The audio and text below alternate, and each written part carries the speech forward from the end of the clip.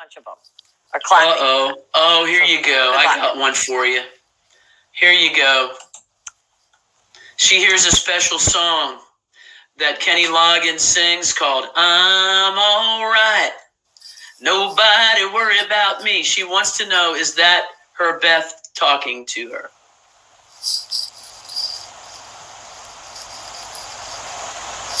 Well, what do you think? That's what she did. Well, what do you think? That's what she's doing. She's like, what do you think? Come on now. How else are you going to know where the hell I am? What do you think? Come on, Trish. What do you think?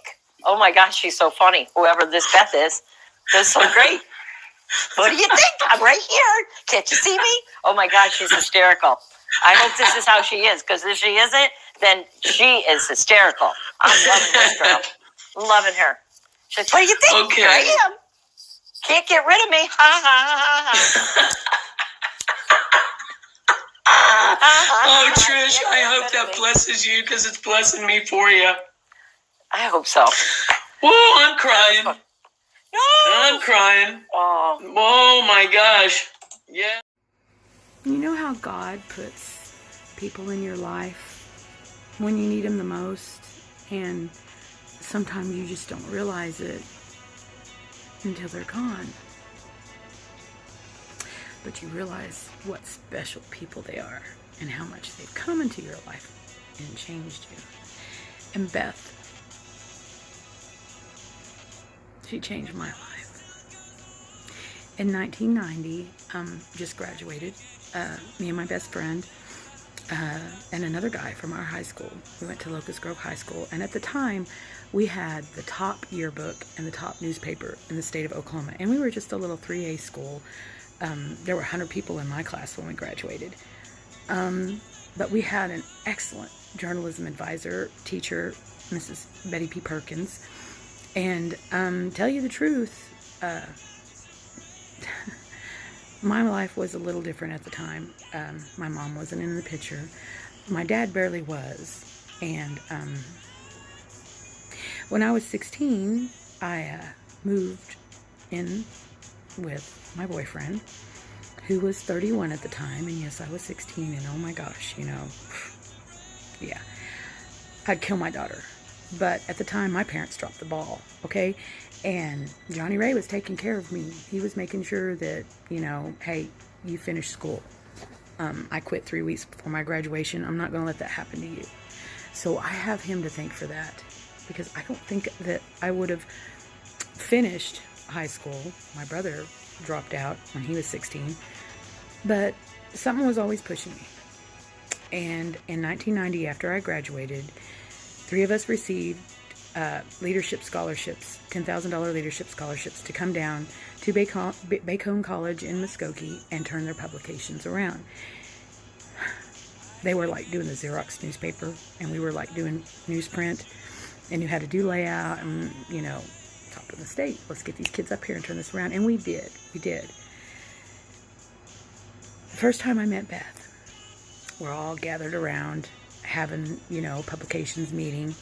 We're all sitting in this room on desk and stuff, and Beth comes in. Never seen anybody like Beth in my life, much less talk to them. You know, my little town, you know. We had 2 black kids, Joe and John Warren. Love those boys. Love them, love them, love them. We just didn't have diversity. And, you know, when Beth walked in the door, we all had questions. We had seen her around campus. So we're going around the room, and everybody, won't you stand up and tell us a little bit about yourself, okay? All right, here we go. Beth stands up. Beth. My name is Beth Alloway. I've just been released from the Edie Warrior Correctional Facility. I'm a recovering heroin addict, and I don't trust anybody. Sits down. Yeah, change the mood in the room real quick.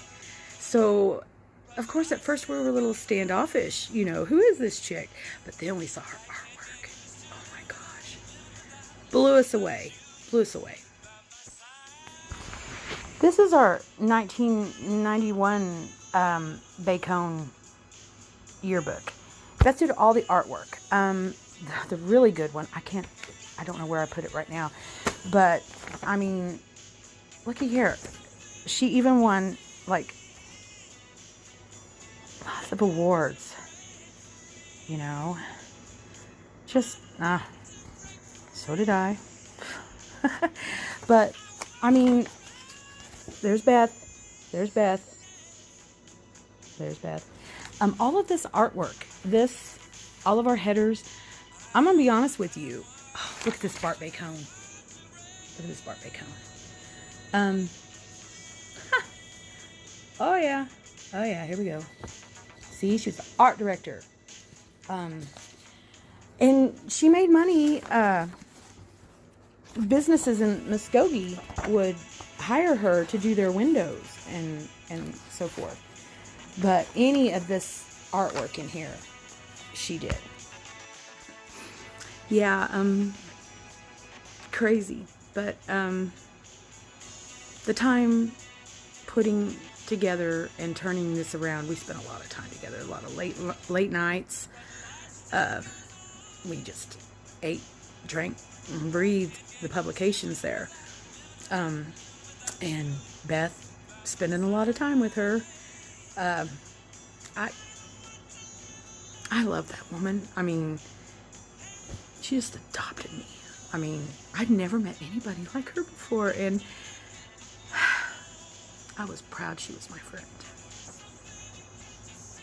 And listening to her stories, at one time she sang backup for Leon Russell in Tulsa Days, and I have a feeling it was like during the really heavy drug days.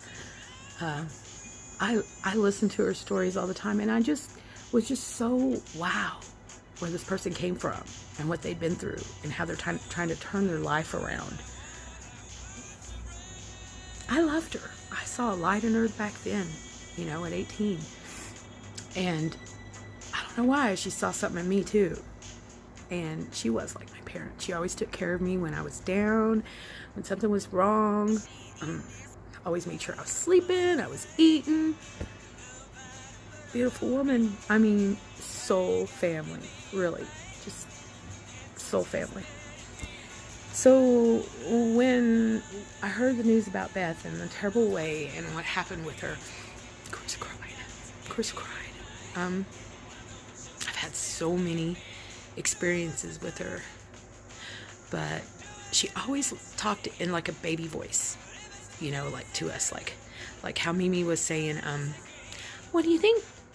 You know, that was Beth. She was always moving around, and so what are we gonna do today?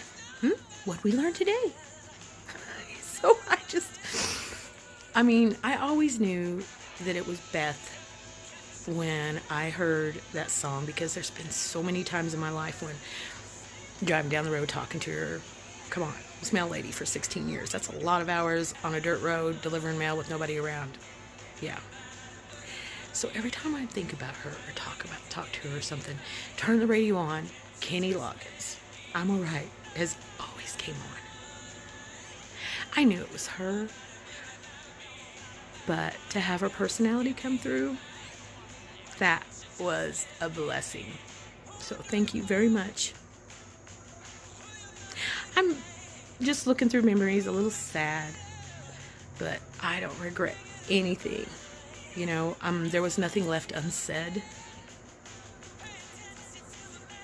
She's still taking care of me. She's still around. I have my bad days. When the whole brain tumor thing was going on. Puking every day for a year. Migraines. I know my pit crew was around, and I know Beth was there. And thank you. It's a beautiful message, and I got to share it with some people. I took the clip and forwarded it to them. I'm on ban on Facebook. 24 turned into 3-day, turned into 30-day, and I'm just so tired of being censored. My channel, Tat17, was deleted. That's a year's work of my life. Over 40 videos.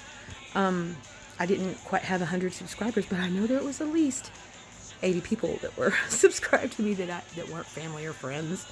That's a start. And my series, The Rabbit Hole, was really getting, some views. But this all started when I changed my political view.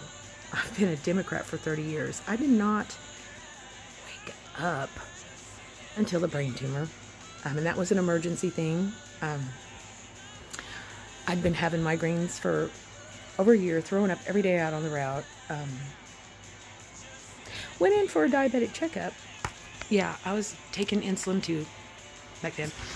Went in for a diabetic checkup and told the doctor what was going on, and she sent me for a CT. 2 days later, my husband's calling, screaming at me, "Why aren't you answering the phone?" Well, I was trying to rest, and he said they're waiting for us at the emergency room in Joplin. And there was no time to think, no time to anything. It was get up there. They put 4 IVs in me of, I believe it was steroids to get the swelling down on my brain. They were scared that any movement would shift it and it would explode, and so I don't have hardly any memories of before the surgery, just colors, sounds. John said it was awful. And they performed the surgery on my 46th birthday. Sole contract.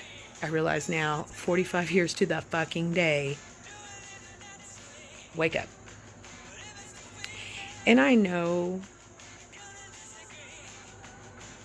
it's beautiful what's going on. I'm totally changed. I will never go back to sleep. I mean, my friend Jenny said, "Trish, you've always been woke. You're just awake now." And when I think about that, it's probably true, because my whole background, I've always been that sci-fi chick, conspiracy theory. Well, sit down, please do tell. You have my full attention. That's me. And I did my Wicca phase, went down the shaman road, medicine woman road. I'm half Cherokee. My grandma and my dad, they would use a pendulum all the time. I never really asked or anything, but now that I'm getting back into the pendulum, I did used to use that all the time when I was studying Wicca, but I just stopped. And lately, you know what? I have tarot cards. I have my Pathfinder. These are things back in my 20s that I went through. But, I'm very grateful for that, because now I know about the colors, the numbers, the different herbs, days of the week, for spells. I don't use it anymore because, manifesting is a lot easier. I'm just saying. But Kathy, I know you're going to do great things with your channel, and I can't wait to watch you explode. And thank you so much. Light and love.